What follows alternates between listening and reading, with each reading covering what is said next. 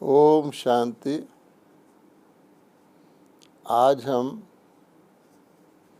एक अति महत्वपूर्ण और उपयोगी विषय पर बातचीत करेंगे, जिसे हम कहते हैं भारत का प्राचीन राजयोग। हम सब जानते हैं कि भारत का प्राचीन राजयोग किसने सिखाया था। जब भी हम दो विशेष बातों का नाम लेते हैं, एक तो ज्ञान और दूसरा योग, तो इन दोनों बातों के साथ हम ईश्वर का शब्द लगाते हैं कि अगर रचयिता और रचना का सत्य ज्ञान, यथार्थ ज्ञान जो रचयिता को ही हो सकता अपनी रचना के आदि मध्य अंत का, कभी मिलता हो मानवता को, तो ईश्वर के द्वारा ही मिलता है। इसीलिए हम कहते हैं ज्ञान ईश्वर।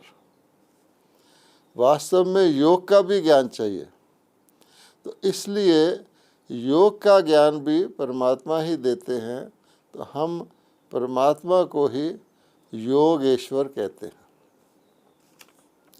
तो ये ज्ञान परमात्मा कब देते हैं? तो परमात्मा के ही महावाक्य हैं कि मैंने आप आत्माओं को, आप भारतवासियों को ये योग का ज्ञान दिया था, योग के बारे में सत्य बताया था। लेकिन वह योग जो मैंने बताया था वो बहुत काल से पर प्राय लुप्त हो गया है, यानी उसका नाम निशान है, लेकिन वास्तविक ओरिजिनल जो भारत का प्राचीन योग ईश्वर ने सिखाया था, योगेश्वर ने सिखाया था, वो प्राय लुप्त हो गया। फिर भगवान कहते हैं कि तुम मेरे वत्स हो, तुम मेरे प्रियजन हो, अब मैं वही योग तुम्हें पुनः सिखाता हूँ।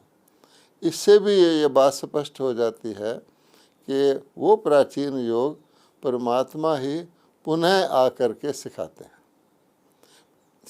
हैं, उसका उपयोगिता होती है। उसके बाद वो कालांतर से प्रायलुप्त हो जाता है। प्रायलुप्त हो जाता है, जब उसकी पुनः आवश्यकता पड़ती है तो भगवान आकर उसको स्वयं ही सिखाते हैं। अब ये नाम ईश्वर क्यों रखा गया है, परमात्मा क्यों नहीं रखा गया? ज्ञान ईश्वर, योग ईश्वर, क्योंकि परमात्मा अपने निराकार रूप में बोल नहीं सकते। तो परमात्मा जब धरती पर आकर के उच्चारण करते हैं, भगवानोवाच करते हैं, तो उनको एक शरीर माध्यम का आधार लेना पड़ता है। इसलिए ईश्वर शब्द लगाया गया है कि ये ज्ञान निराकार परमात्मा धरती पर ईश्वर के रूप में उच्चारण करते हैं। अब बात कब? तो भगवान ने तो कहा कि जब ये प्रायलुप्त हो जाता है, लेकिन प्रायलुप्त होने के साथ उसका कुछ प्रभाव भी पड़ता है दुनिया के ऊपर। तो जब ये भगवान ने फिर कहा हुआ है कि जब अति धर्म की ग्लानि हो जाती है, धर्म, वास्तविक धर्म, जैसे वास्तविक योग प्रायलुप्त हो जाता है, उसी प्रकार से वास्तविक धर्म भी प्रायलुप्त हो जाता है, तो पाप का घड़ा भर जाता है। विश्व के अंदर अनाचार, दुराचार, अत्याचार, पापाचार जितना भी है वो अति को प्राप्त हो जाता है। उसी समय परमात्मा आकर के ये योग सिखाते हैं, और ये योग फिर इतना शक्तिशाली है जिससे वो सारा गिरावट ख़त्म हो जाती है और पुनः मानवता अपने ओरिजिनल योगी स्वरूप में आ जाती है। तो ये बात तो स्पष्ट हो गई। अब देखना ये है कि इस योग का वर्तमान समय, जब हम आज के समय को देख रहे हैं, इसकी परिस्थितियों को देख रहे हैं, तो इसकी तो अति आवश्यकता है। तो अवश्य परमात्मा ने आकर के या योग सिखाना शुरू किया होगा। तो आज हम आपको इसी बात पर बताते हैं कि परमात्मा अपना प्राचीन राजयोग किसको सिखा रहे हैं और हम भी उससे सीख सकते हैं। हम सब जानते हैं कि मार्च में यानी मार्च 27 को ब्रह्मा कुमारीज की चीफ राजयोगिनी दादी जानकी जी ने 104 वर्ष की लंबी आयु प्राप्त करके देह का त्याग किया है। इस बात को अभी 2 महीने ही हुए हैं, 1 महीने से ज़्यादा हुआ है। और उसके बाद हम ये पाते हैं कि वर्तमान हमारी जो मुख्य प्रशासिका हैं राजयोगिनी हृदय मोहिनी जी, वो 92 ईयर्स की हैं, 92 वर्ष उनकी आयु है। और जो अतिरिक्त प्रशासिका हैं दादी रतन मोहिनी जी, वो 95 ईयर्स की एज पर चल रही हैं। और फिर जिस जॉइंट एडमिनिस्ट्रेटिव हेड जो हैं, संयुक्त पर मुख्य प्रशासिका हैं, उनकी ईशू दादी, उनकी आयु 94 ईयर्स है। इससे क्या पता लगता है कि भारत के प्राचीन सहज राजयोग से आयु बढ़ती है। ये तो मेरा स्वयं का भी अनुभव है। मैं आपका भाई ब्रह्मा कुमार बृजमोहन 1955 में ब्रह्मा कुमारी के कॉन्ट्रैक्ट में आया था, जब मैं लॉ कॉलेज में पढ़ता था। उस समय तो मेरा जो लाइफस्टाइल था वो संसारिक था। और उस समय एक जोशी ने मुझे बताया था कि तुम्हारी आयु 59 ईयर्स है। तो मैंने सुन लिया था, और सचमुच अगर मैं उस लाइफस्टाइल पे चलता रहता तो मैं 59 ईयर्स से आगे नहीं बढ़ सकता था। लेकिन मैंने भी वो सहज राजयोग सीखा और आज मेरी आयु 87 ईयर्स है। तो मुझे तो स्वयं ही अनुभव है कि योग से आयु बढ़ती है। अब आप सोचिए, जब आयु बढ़ जाती है तो सब कुछ बढ़ जाता है, क्योंकि हम जानते हैं कि मनुष्य आत्मा जीवन में जो कुछ उसकी प्राप्तियां और उपलब्धियां हैं, जो कुछ उसकी विशेषताएं हैं, उनका वो प्रकट, उनको व्यक्त जो है शरीर के द्वारा ही करती हैं। तो इसलिए आयु बढ़ती है तो सब कुछ बढ़ जाता है। इसीलिए हम देखते हैं कि जब कोई किसी को आशीर्वाद देता है या वरदान देता है तो आयुष्मान भव का वरदान देता है कि तुम्हारी उम्र लंबी हो। क्योंकि लंबी उम्र के साथ हम इस दुनिया, इस जीवन में सब कुछ कर सकते हैं, सब कुछ पा सकते हैं। कहा जाता है आप मरे जग पर ले। तो जो ही ये शरीर हमारा छूटता है तो वर्तमान सारी उपलब्धियां तो आत्मा के लिए समाप्त हो जाती हैं। इसलिए ये योग जो है, आयु बढ़ना तो एक सिंबल है, लेकिन आयु के साथ साथ सब कुछ बढ़ जाता है। तो हम आपको ये बताना चाहते हैं कि ये जो ब्रह्मा कुमारीस भारत का प्राचीन सहज राजयोग सीख रहे हैं, इसलिए हर एक ब्रह्मा कुमार और कुमारी, चाहे वो देश में हो या विदेश में हो, चाहे वो किसी भी आयु का हो, उसके नाम के साथ राजयोगी लगा रहता है। तो ये राजयोग हमें किस प्रकार से क्या उपलब्धियां करवाता है, उसका मैं हल्के तरीके से, सहज स्वभाव से आपको स्पष्ट करना चाहता हूँ। कहा जाता है राजयोग, तो इसके अंदर जो राज शब्द लगा हुआ है, राज का मतलब होता है राजा, राजा का मतलब होता है अधिकारी। तो इस राजयोग के द्वारा सबसे पहले मैं आत्मा 100 राज्य अधिकारी बनता हूँ, अर्थात हमें अपने 100 पर राज्य करने की शक्ति प्राप्त होती है। योग से हमें शक्ति मिलती है, और किस चीज़ की मिलती है? 100 राज्य अधिकारी बनने की। हम सब जानते हैं स्वराज्य का क्या अर्थ होता है? अपने ऊपर राज्य, अपने ऊपर कंट्रोल, अपनी शारीरिक इंद्रियों पर कंट्रोल, कि मेरी शारीरिक इंद्रियां मेरे आज्ञा के अनुसार चलें। जैसे एक राजा की आज्ञा के अनुसार सब कुछ चलता है, उसकी सारी प्रजा चलती है, तो राजयोग का अर्थ है कि मैं स्व आत्मा अपने इंद्रियों के ऊपर राज कर सकूं। उसमें मेरी शारीरिक इंद्रियां भी आती हैं, मेरी सूक्ष्म इंद्रियां, मन, बुद्धि, संस्कार भी आते हैं। अब इसमें जिसको हम सिंपल शब्दों में कहें, इससे हमें माइंड कंट्रोल यानी मन के ऊपर अधिकार प्राप्त होता है। हम अपने मन के ऊपर कंट्रोल लाते हैं। तो सब जानते हैं, दुनिया के अंदर कहावत भी है, मन जीते जगत जीत। अगर किसी ने अपने मन को जीत लिया, जगत जीत का अर्थ क्या है कि वो अपने मन को कंट्रोल करके अपनी अधिकार से अपनी सभी इंद्रियों को और सभी रिसोर्सेज को यूज़ कर सकता है। यानी मन जो है वही हमारे शरीर को, वही हमारे साधनों को, वो हमारे समय को, हमारी विशेषताओं को, हर चीज़ को मन ही जिधर ले जाना चाहे ले जा सकता है।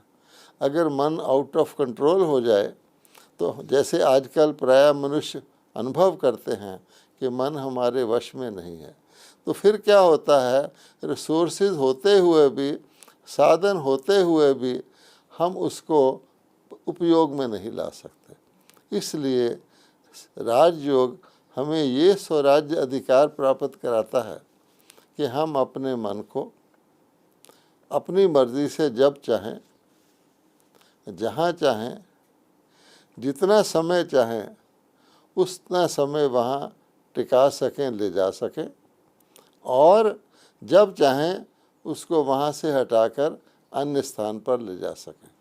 तो ये जो स्वराज्य का अधिकार है, ये हमें केवल और केवल राजयोग से ही प्राप्त होता है। आज की स्थिति में हम देखें कि इसका उल्टा है, मन कंट्रोल में नहीं है, हमारा मन और सब जगह चले जाएगा, लेकिन जहाँ हम उसको लगाना चाहेंगे वहाँ नहीं लगेगा। ये आप नोट कर सकते हैं कि रात को स्वाभाविक तौर पे व्यक्ति को सो जाना चाहिए समय पर, लेकिन व्यक्ति को नींद नहीं आती है।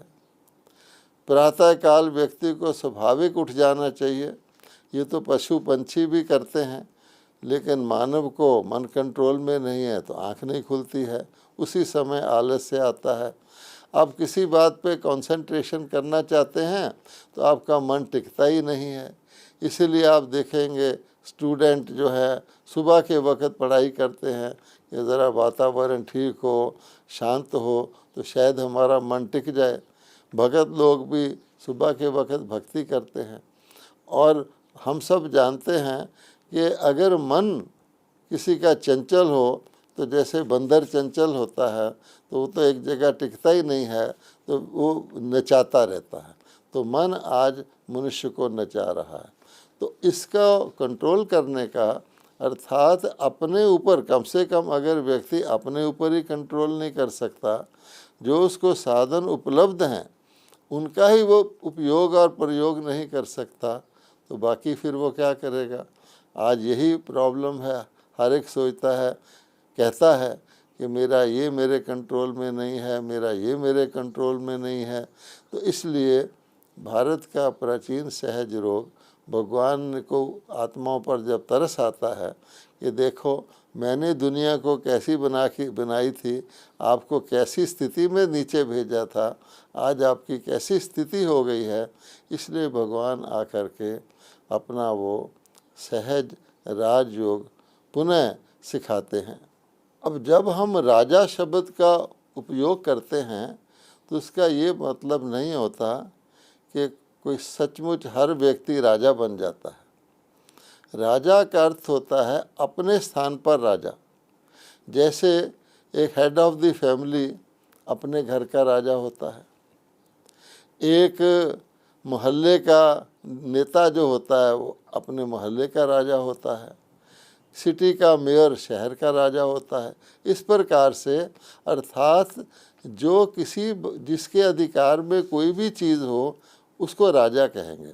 तो हम राजा शब्द को अब थोड़ा चेंज करके ये शब्द यूज़ करते हैं अधिकारी, कि अधिकारी मैंने राजा, अधीन मैंने गुलाम, यानी इंद्रियों का गुलाम, आउट ऑफ कंट्रोल। अधिकारी मैंने जिसके कंट्रोल में है।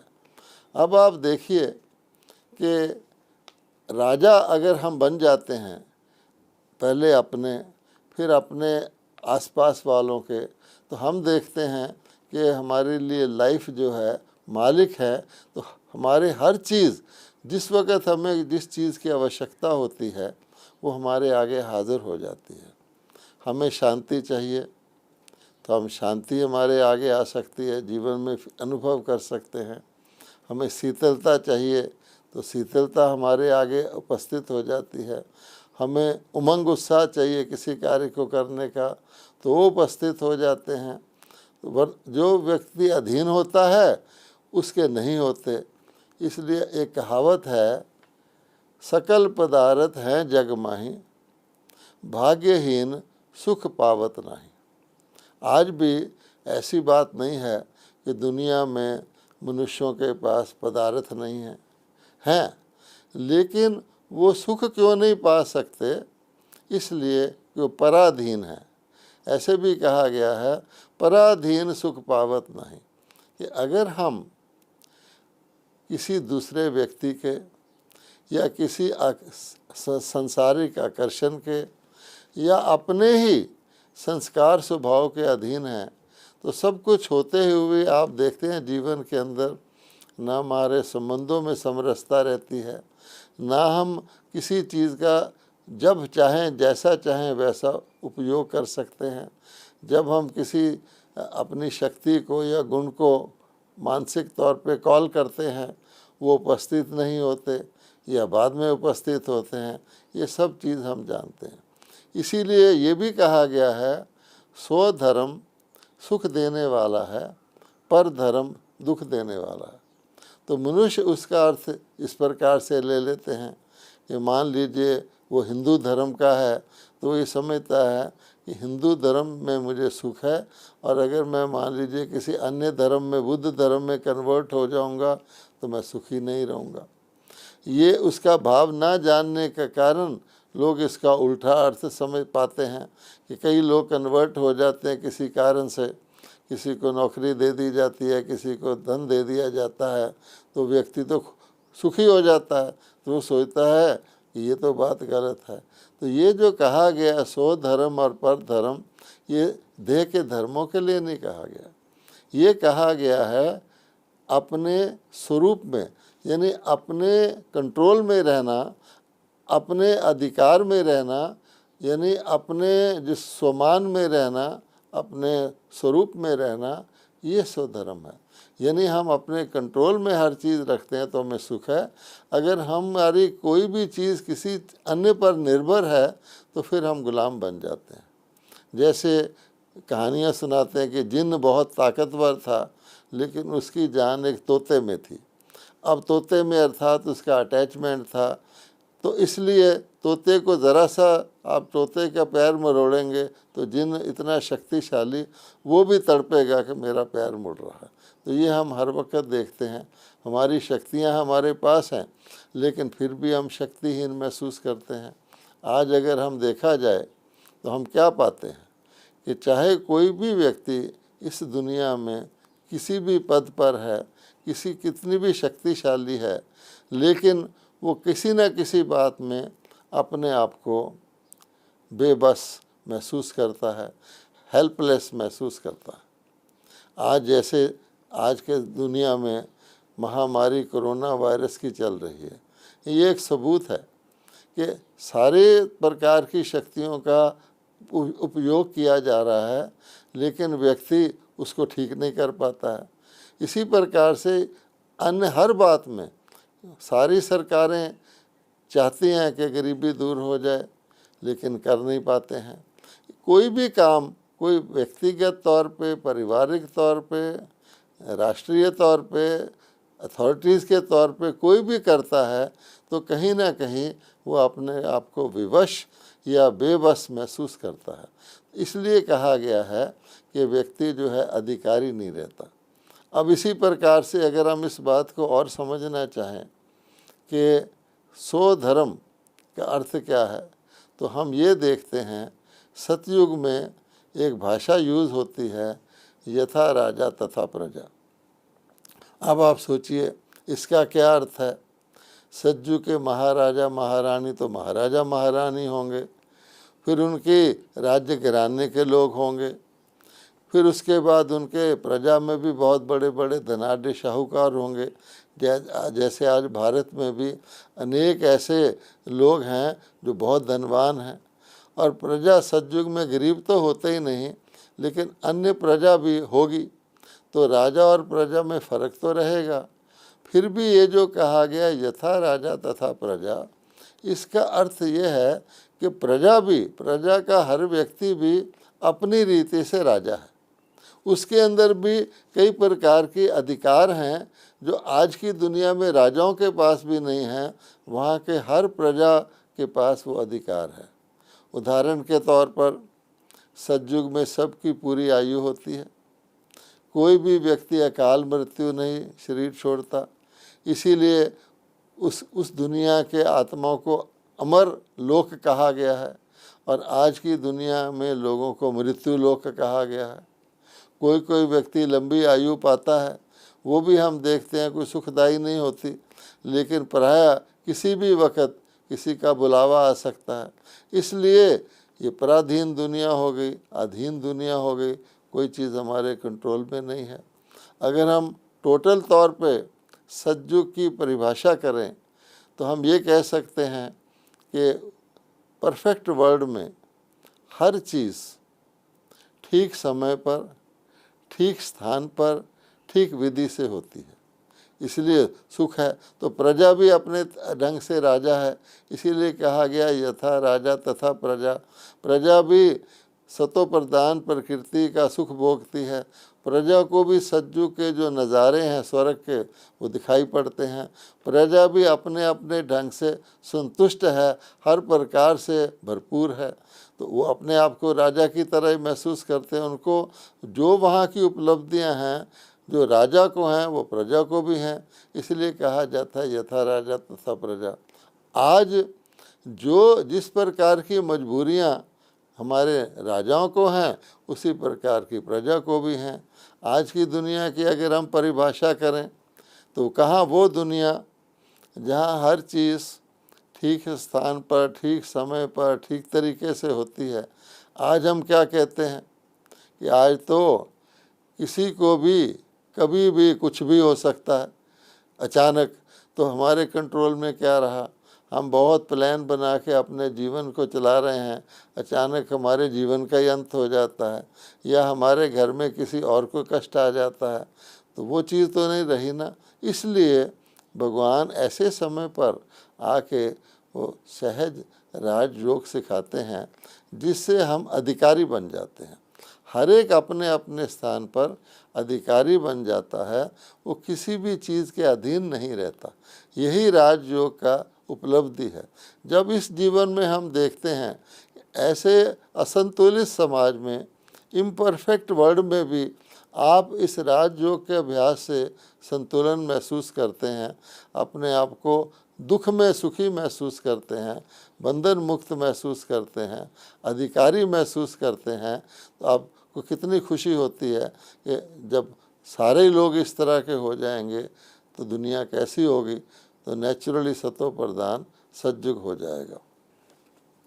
अब ये जो सहज राजयोग है ये हमको क्या पद दिलवाता है, तो गीता के भगवान परमात्मा जब अवतरित होते हैं राजयोग सिखाने के लिए, तो वो कुछ भगवान हैं, कुछ दो चार व्यक्तियों के लिए या किसी देश के लिए तो अवतरित नहीं होते।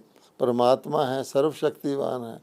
तो परमात्मा सारी दुनिया को परिवर्तित करके हर चीज़ को, चाहे वह व्यक्ति हैं, चाहे वह प्रकृति है, जो कुछ भी इस दुनिया के अंदर है, सबको अधीन से अधिकारी बना देते हैं।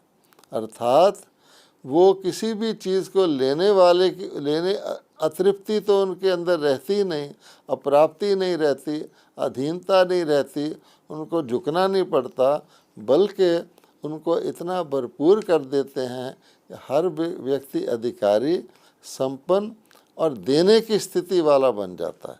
इसीलिए आने वाली दुनिया जो भगवान स्थापित करते हैं उसको कहा जाता है देवी देवताओं की दुनिया। भगवान के महावाक्य हैं कि मैं पतित दुनिया में आता हूँ और उसको पावन दुनिया बनाता हूँ और देवताओं की, देवी देवताओं की दुनिया बनाता हूँ। और अब आप ज़रा देवता शब्द के ऊपर ध्यान करें तो देवता शब्द का क्या अर्थ होता है? देने वाला। यानी हर एक के अंदर देने की कैपेसिटी पैदा कर देता हूँ। तो देखेंगे आप सारी पद्धति ही जीवन की बदल जाती है।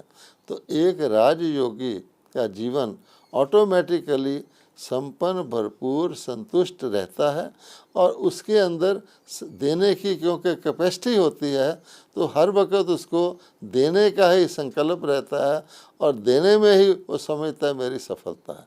तो इतना फ़र्क आ गया।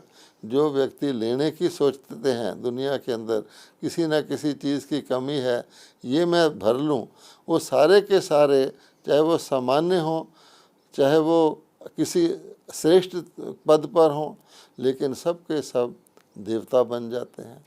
और आप देखते हैं कि ये जो दुनिया है ये देवताओं के हिसाब से चलती है। दुनिया में कोई भी चीज़ अपने लिए नहीं बनी है। अब पेड़ इतना फल देते हैं, खुद तो नहीं खाते, तो पेड़ देवता हैं, दूसरों के लिए फल देते हैं। नदियों में इतना जल चलता है, वो नदियाँ खुद तो नहीं पीती, दूसरे के लिए पीती हैं। तो ये जो देवता सूर्य है वो गर्मी और रोशनी देता, किसी से कुछ लेता तो नहीं है। तो ये जो तत्व और ये जो अन्य चीज़ें वनस्पति हमें सिखाती है, ये देवताओं का तो स्वभाव ही होता है।